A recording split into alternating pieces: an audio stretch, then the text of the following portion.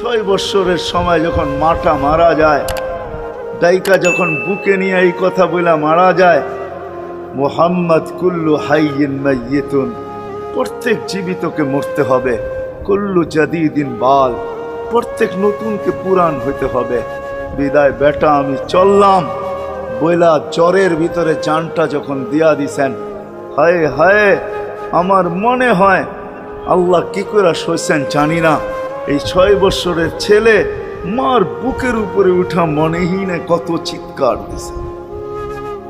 এখানে গেলে এরকমই দৃশ্য ভাসে, মনে হয় যে ছেলেটা চিৎকার দিতেছিল, আম্মা আম্মা, বাবাও নাই, তুও নাই, একটা ভাইও নাই, একটা বোনও নাই, কোথায় চলে গেল?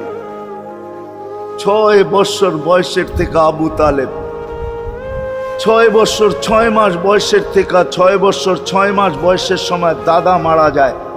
আবু তালেব 50 বৎসর 6 মাস 10 দিন, যেদিন আল্লাহর রসুলের বয়স 44 বৎসর 10 দিন, বাকি যাকে সিনায় রাইখা পাচ্ছেন, সিনায় রাইখা। ভালোবাসা এতটুকু দিয়েছেন দুনিয়ার কেউ দিতে পারবে না। আমার বিশ্বাস, আমার মন বলে রবের পরে যদি কেউ মুহাম্মদুর রাসূলুল্লাহকে ভালোবাসা থাকে, তাহলে আবু তালেব ব্যতীত দ্বিতীয় কোনো ব্যক্তি আমি পাই না। আমার বিবেক বলে, আমার বুদ্ধি বলে, আমার ইতিহাসের পাতা বলে আবু তালেবের চেয়ে বেশি ভালো কেউ বাসতেন। আপনারা আবু তালেবকে চিনেন না? মক্কায় যার উপরে আঙ্গুল উঠানের কোনো ব্যক্তি ছিল না। মক্কা ভূখণ্ডে, আরব ভূখণ্ডে, মক্কা তো দূরের কথা, আরব ভূখণ্ডে কেউ যার উপরে আঙ্গুল উঠানের ক্ষমতা ছিল না।